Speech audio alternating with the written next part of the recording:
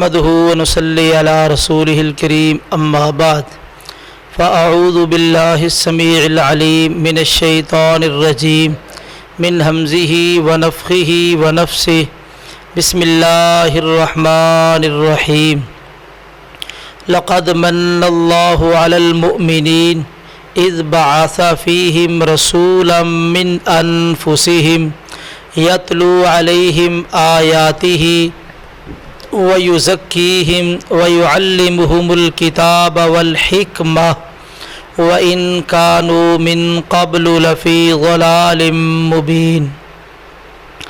اللہ تعالیٰ قرآن مجید میں ارشاد فرماتے ہیں،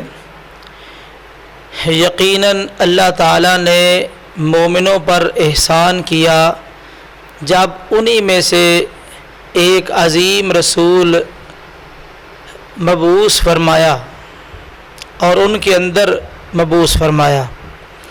وہ رسول ان پر اللہ کی آیات تلاوت کرتا ہے اور ان کو پاک کرتا ہے، ان کا تزکیہ نفس کرتا ہے اور ان کو کتاب قرآن مجید اور احادیث رسول کی تعلیم دیتا ہے، اور وہ اگرچہ اس سے پہلے کھلی گمراہی میں تھے۔ اللہ تعالیٰ نے انسانوں کی رشد و ہدایت کے لیے مختلف اوقات میں مختلف انبیاء اور رسل کا انتخاب فرمایا ہے۔ سب سے آخر میں ہمارے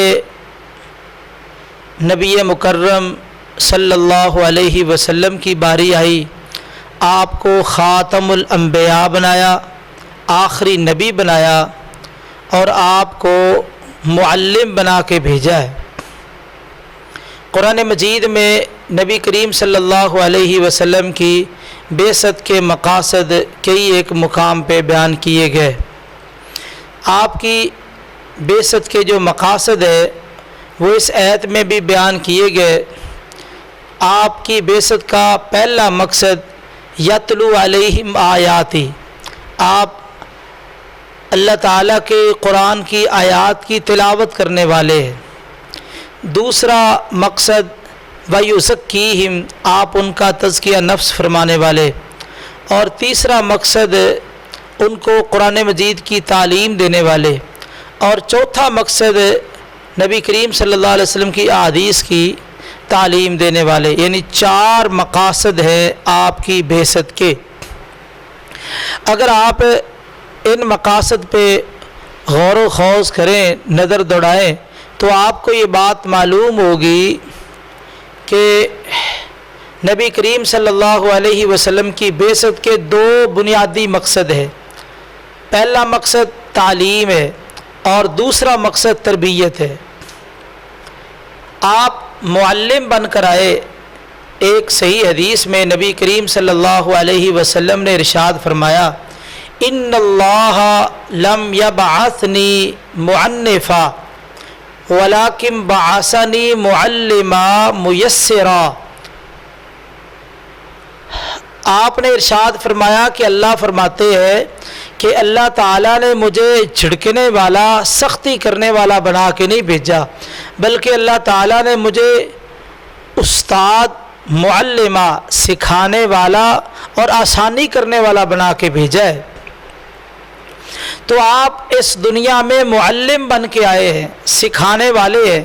آپ نے لوگوں کو قرآن بھی سکھایا ہے اور احادیث بھی سکھائی ہے، اور آپ کی تعلیم کا ہی نتیجہ ہے کہ جس جماعت کو آپ نے براہ راست علم سکھایا ہے، اللہ تعالیٰ نے اس جماعت کا مقام و مرتبہ تمام امت سے افضل بنا دیا ہے۔ یہی وجہ ہے کہ ہمارا عقیدہ ہے وَنُحِبُّ أَصْحَابَ رسول اللہ صلی اللہ علیہ وسلم، ہم اصحاب رسول صلی اللہ علیہ وسلم سے پیار کرتے ہیں۔ ان کی فضیلت، ان کی منقبت، ان کی عظمت کا ایک بہت بڑا سبب یہ ہے کہ ان لوگوں نے نبی کریم صلی اللہ علیہ وسلم سے براہ راست دین سیکھا ہے، پڑھا ہے اور جانا ہے۔ آئیے، نبی کریم صلی اللہ علیہ وسلم نے چونکہ اللہ کی طرف سے یہ ایک ذمہ داری تھی، اور آپ کی بعثت کا ایک بہت بڑا مقصد تھا کہ آپ لوگوں کے معلم ہیں، استاد ہیں، آپ نے لوگوں کو سکھانا ہے۔ آپ نے یہ ذمہ داری ہر مناسب موقع پر ادا فرمائی ہے۔ اگر موقع نماز فجر کے بعد ملا تو آپ نے نماز فجر کے بعد اپنے صحابہ کو تعلیم دی ہے، سکھایا ہے۔ اگر موقع زور کے بعد بنا تو آپ نے زور کے بعد اپنے ساتھیوں کو تعلیم دی ہے۔ اور اسی طرح اگر عصر کی نماز کے بعد موقع ملا تو آپ نے نماز عصر کے بعد خطبہ دے دیا، اور اگر موقع بنا مغرب کے بعد تو آپ نے مغرب کے بعد بھی اپنے اصحاب کو تعلیم دی ہے۔ اور عشاء کے بعد عمومی طور پہ سونے کا وقت ہے، لیکن یہ علم اتنا قیمتی ہے، نبی کریم صلی اللہ علیہ وسلم نے نماز عشاء کے بعد بھی موقع اگر کوئی مناسب بنا تو آپ نے اس وقت بھی صحابہ کو تعلیم دی ہے، صحابہ کو سکھایا ہے۔ صحیح بخاری میں عبداللہ بن عمر رضی اللہ تعالیٰ عنہما بیان کرتے ہیں، نبی کریم صلی اللہ علیہ وسلم ایک رات آپ نے نماز عشاء پڑھائی، اور عشاء کی نماز پڑھانے کے بعد آپ کھڑے ہو گئے، آپ نے خطبہ دیا، اور آپ نے اپنے خطبے میں یہ بات ارشاد فرمائی کہ یہ جو تمہاری آج رات ہے، آج رات سے لے کے 1 صدی بعد یعنی 100 سال بعد تک جو آج زندہ ہے، 100 سال گزرنے پر وہ بندہ زندہ نہیں ہوگا، نئی نسل آ جائے گی، یہ ساری نسل فوت ہو جائے گی۔ اور اسی طرح اگر آپ نے ضرورت محسوس کی تو آپ نے نصف رات، آدھی رات کے وقت بھی تعلیم کا سلسلہ جاری و ساری کیا ہے، آدھی رات کے وقت بھی اپنے ساتھیوں کو سکھایا ہے۔ نبی کریم صلی اللہ علیہ وسلم کے بارے میں انس رضی اللہ تعالیٰ عنہ کہتے ہیں کہ ایک رات حضور نے نماز عشاء لیٹ کر دی، حتیٰ کہ آدھی رات ہو گئی، آپ تشریف لائے، آپ نے نماز پڑھائی، سلام پھیرا، سلام پھیرنے کے بعد فرمایا کہ لوگوں نے نماز پڑھ لی ہے اور وہ سو گئے، اور تم مسلسل نماز کے انتظار میں رہے ہو، جتنا تم نے نماز کا انتظار کیا ہے مسلسل تمہارے نامہ اعمال میں اتنی نماز کا اجر و ثواب لکھ دیا گیا ہے۔ تو آپ نے آدھی رات کو بھی اپنے صحابہ کو تعلیم دی ہے، اور اس سے بڑھ کے رات کا جب ثلث حصہ باقی رہ گیا تو ایک روایت میں کہ آپ نے اس وقت بھی تعلیم دی ہے۔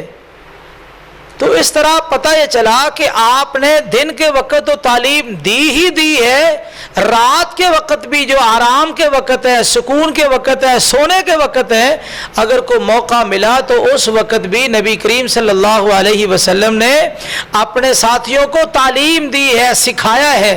کیوں نہ سکھاتے؟ اس لیے کہ اللہ تعالیٰ نے آپ کو معلم بنا کے بھیجا ہے، آپ استاد بنا کے بھیجے گئے، اور آپ استاد تھے، آپ نے ہر مناسب مقام پہ اپنے ساتھیوں کو سکھلایا ہے۔ اور اسی طرح نبی کریم صلی اللہ علیہ وسلم نے اس تعلیم دینے میں نہ سفر کا خیال کیا نہ حضر کا خیال کیا۔ آپ مسجد نبوی میں بھی تعلیم دیتے تھے، اصحاب صفہ جو مسجد نبوی کے ساتھ ایک چبوترا تھا وہاں رہتے تھے، اب ان کے رہنے کا مقصد یہ تھا کہ نبی کریم صلی اللہ علیہ وسلم سے علم سیکھا جائے، اور یہ سیکھتے تھے۔ جناب ابو ہریرہ رضی اللہ تعالیٰ عنہ نبی کریم صلی اللہ علیہ وسلم کے ساتھ رہتے، یہ بھی علم سیکھتے تھے۔ تو اس سے پتہ چلا کہ آپ حضر کے اندر بھی علم سکھاتے تھے، اور سفر کے اندر بھی آپ علم سکھاتے تھے۔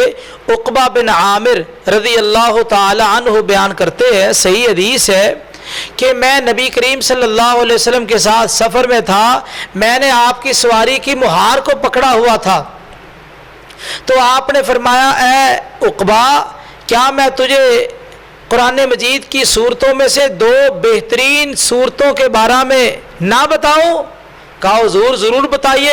فرمایا قل اعوذ برب الفلق اور قل اعوذ برب الناس، یہ قرآن مجید کی صورتوں میں سے بہترین صورتیں ہیں، اور واقعتاً ان دو صورتوں کے معنی میں جتنی جامعیت ہے اور اللہ تعالیٰ نے جتنا کچھ ان دو صورتوں میں جمع کیا ہے، جب کوئی مفسر اور جب کوئی قاری اس کو پڑھتا ہے تو وہ حیران رہ جاتا ہے کہ ان دو صورتوں کے اندر کتنے کتنے معانی محفوظ کر دیے گئے ہیں۔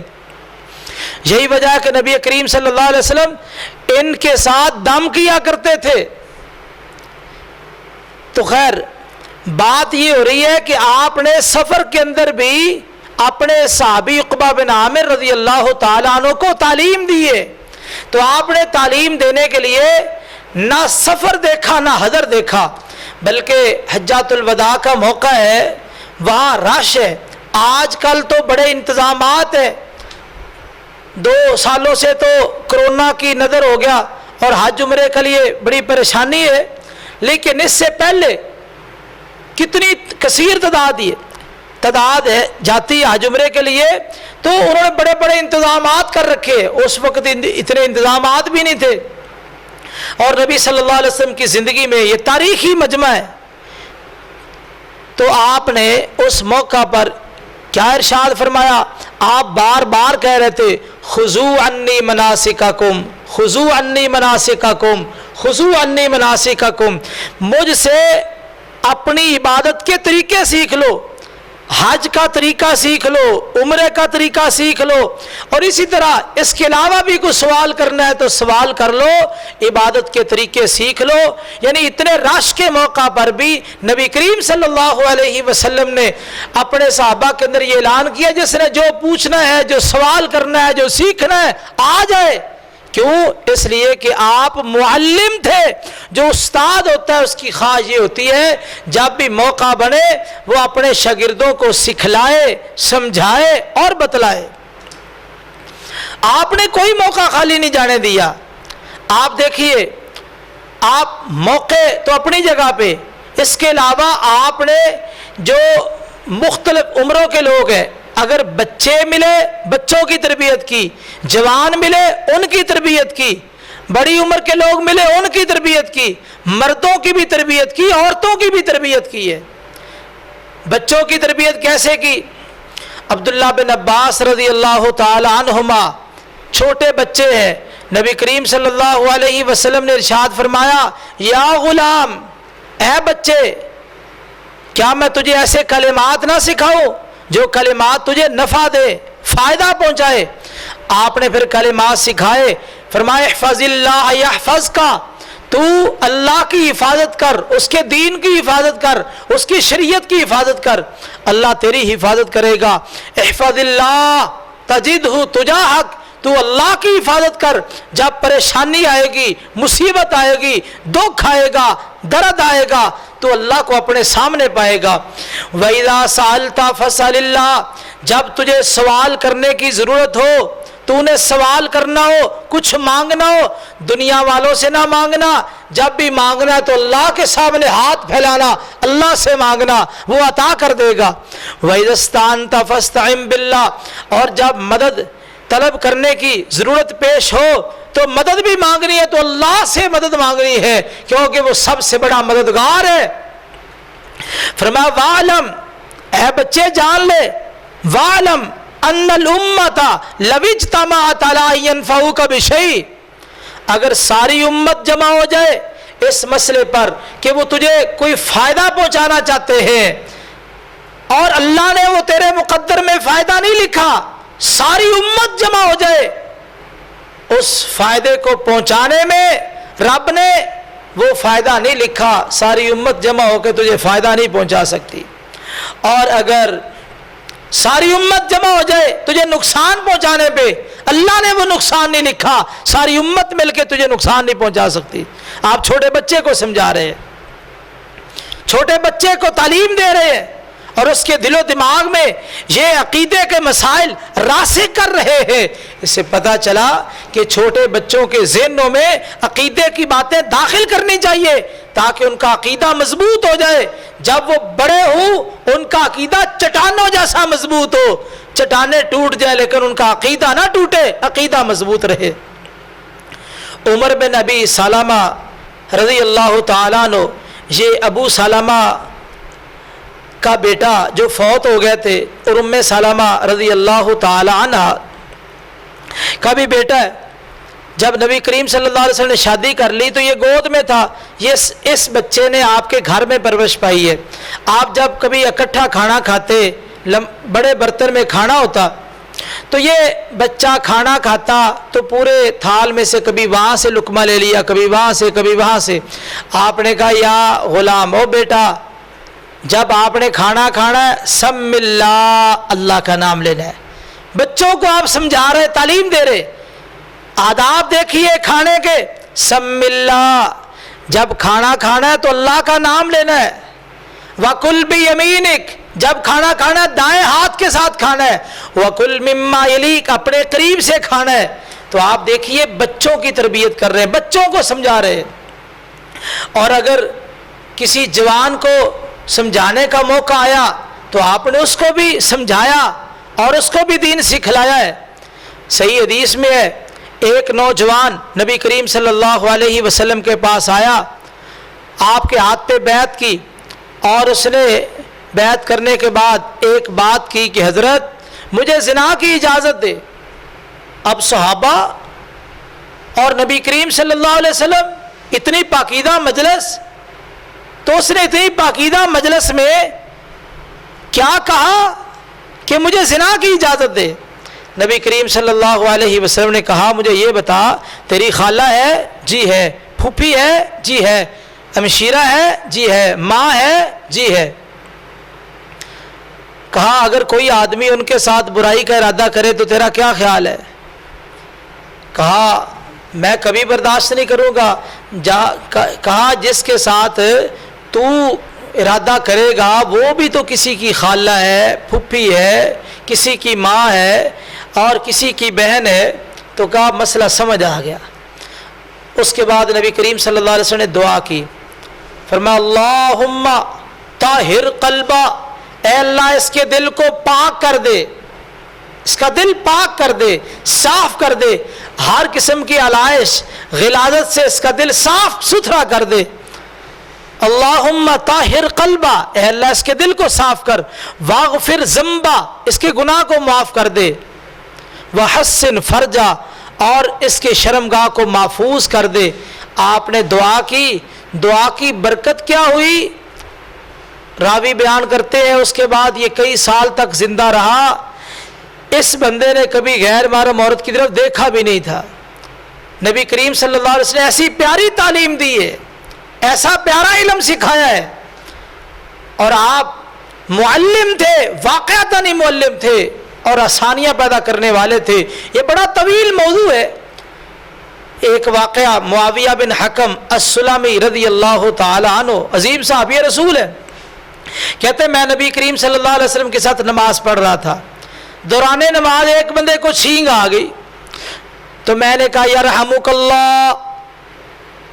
صحابہ حیران ہو گئے، وہ شور سے شروع ہو گیا، تو میں نے کہا تمہاری مائیں تمہیں گھوم پائیں، یہ کیا کر رہے ہو؟ تو صحابہ نے اپنی رانوں پہ ہاتھ مارنے شروع کر دیے۔ تو جب مجھے معلوم ہوا کہ یہ مجھے چپ کرانا چاہتے ہیں، خاموش کرانا چاہتے ہیں، تو میں خاموش ہو گیا۔ جب میں خاموش ہو گیا، آپ نے نماز پڑھائی، نماز کے بعد آپ نے پوچھا کس آدمی نے گفتگو کی ہے؟ حضرت میں نے کی ہے۔ آپ نے قریب بلایا، آپ نے فرمایا کہ میرے صحابی، یہ نماز، اس میں قرآن مجید کی تلاوت، ذکر، اذکار اور تسبیحات ہوتی ہے، نماز کے اندر یہ جو لوگوں کی گفتگو ہے یہ درست نہیں ہے۔ آپ نے اس کو مسئلہ سمجھایا۔ تو یہ معاویہ بن حکم السلمی رضی اللہ تعالیٰ عنہ کیا کہتے ہیں؟ کہتے ہیں واللہ ما ضربنی، اللہ کی قسم اللہ کے رسول نے مجھے مارا نہیں، آپ نے مجھے مارا نہیں، ولا قہرنی، آپ نے مجھے ڈانٹا بھی نہیں، ولا شاتمنی، آپ نے مجھے گالی بھی نہیں دی، نہ مارا، نہ ڈانٹا، نہ گالی دی۔ اور کہتا ہے ما رأیت معلما قبلہ ولا بعدہ احسن تعلیما منہ، میں نے زندگی کے اندر بڑے بڑے استاد دیکھے، لیکن آپ جیسا استاد، آپ جیسا تعلیم دینے والا، آپ جیسا معلم نہ میں نے اس سے پہلے دیکھا نہ میں نے اس کے بعد دیکھا۔ کیوں دیکھتا؟ رب نے اتنا پیارا معلم اور اتنا عظیم استاد بنایا ہی کوئی نہیں ہے۔ خیر، نبی کریم صلی اللہ علیہ وسلم معلم انسانیت بن کے آئے، یہ ایک طویل موضوع ہے، پھر انشاءاللہ کسی مجلس میں بیان کریں گے۔ چند باتیں آپ کے سامنے بیان کی ہے۔ تو اسی طرح یہ ایک اعلان ہے، علماء کی تقریریں اور تلاوت کے لیے یہ بدر سی ڈی سینٹر، ان کے ساتھ آپ رابطہ کریں، اور یہ ایک چینل بھی ہے یوٹیوب پر، تو آپ اس کو سبسکرائب کریں اور یہاں سے آپ استفادہ کریں۔ انشاءاللہ آپ کو جید علماء کرام کی تقاریر ملیں گی۔ اللہ سے دعا ہے کہ اللہ تعالی ہمیں اپنے دین کے لیے مخلص بنائے اور عمل کرنے کی توفیق نصیب فرمائے۔ اقول قولی ھذا واستغفر اللہ لی ولکم ولسائر المسلمین والمسلمات۔